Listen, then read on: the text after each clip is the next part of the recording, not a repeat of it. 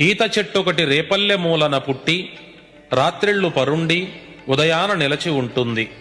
ఇట్లెనిమిది దినాలు ఉండి కూలిపోతుంది.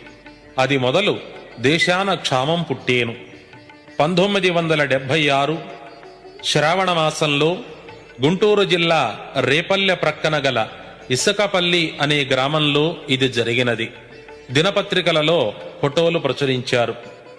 ధర్మాధర్మములను తప్పి తల్లిదండ్రులు స్త్రీలను విక్రయించేరు. ఇది కన్యాశుల్కము ద్వారా రుజువైనది. రాజానుమతే ధర్మః అను సూక్తి అంతరించి ప్రజానుమతే రాజః అను ధర్మము వచ్చేను. అనగా రాచరికాలు నశించి ప్రజాప్రభుత్వాలు వస్తాయి అని అర్థము. ఈనాడు ప్రజలే తమను పాలించే వారిని ఎన్నుకోగలుగుతున్నారు. పాషండ దర్శనం బహుళమయ్యేను. అనగా నపుంస